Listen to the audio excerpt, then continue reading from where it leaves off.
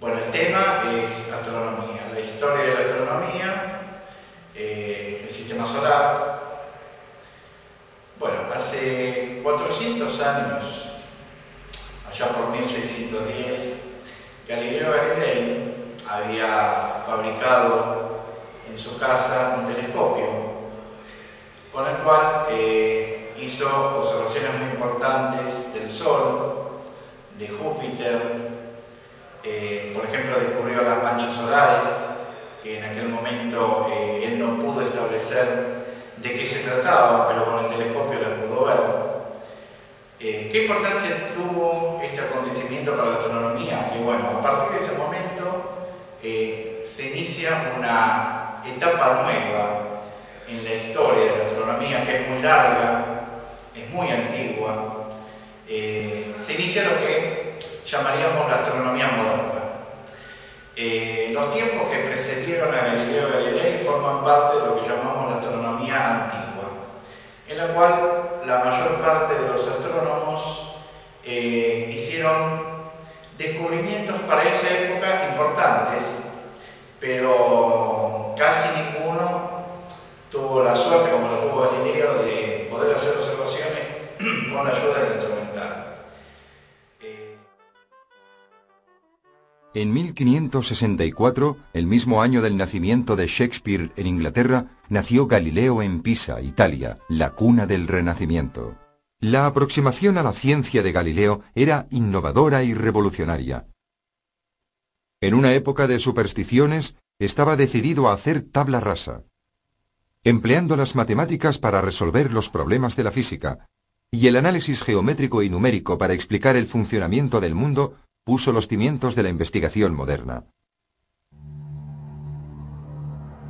Sin embargo, en esta aproximación estaba la semilla de su ruina, ya que en su tratado, De Motu, en movimiento, escrito en esta época, se mostraba abierto a la idea de que la Tierra rota sobre su propio eje. De ahí a aceptar y defender la teoría formulada por primera vez por el astrónomo polaco Nicolás Copérnico, fallecido unos 45 años antes, solo había un paso. Copérnico había afirmado que la Tierra se movía a lo largo de una órbita alrededor del Sol y que no era el centro del universo. Es la doctrina heliocéntrica. La teoría de Aristóteles, que sostenía exactamente lo contrario, estaba en la línea de las enseñanzas de la Iglesia. Desafiarla significaba enfrentarse a la acusación de herejía y arriesgarse a la horrible muerte que dicha falta traía consigo. Era el desafío a esta teoría lo que hizo derrumbarse el edificio que Galileo había construido. En 1609 llegó a Italia un objeto que iba a cambiar la vida de Galileo drástica y completamente. Un objeto que atrajo hacia él la ira de la Inquisición y casi le costó la vida. El anteojo.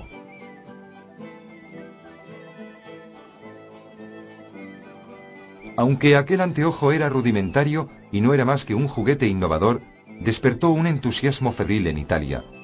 Pero en manos de Galileo iba a alterar el modo en que la humanidad percibía el mundo de un modo profundo e irrevocable. Tan pronto como pudo, Galileo obtuvo una descripción del instrumento y aquella misma noche se dedicó a la construcción del primer telescopio. La oportunidad de dar su siguiente paso hacia adelante no iba a tardar en presentarse.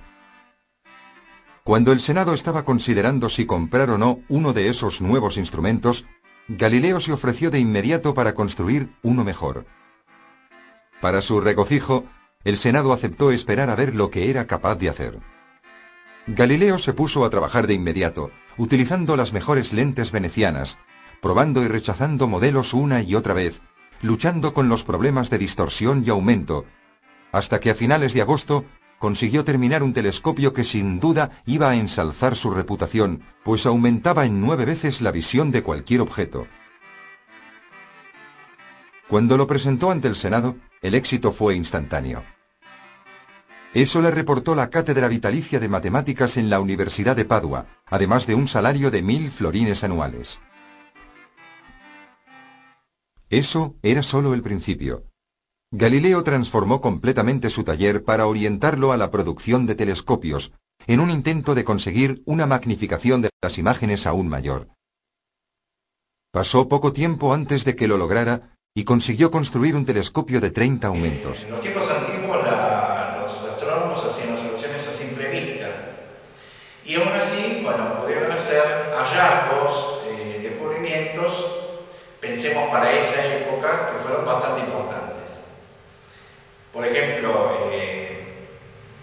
los aportes más significativos en el enriquecimiento de la ciencia astronómica se dieron en la antigua Grecia, donde un astrónomo que se llamaba Hiparco pudo calcular la distancia entre la Tierra y la Luna.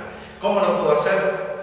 Porque los astrónomos tenían conocimientos muy sólidos de matemática, complejos procesos matemáticos lo llevaron a poder deducir que se podía calcular casi con perfección la distancia entre la Tierra y la Luna.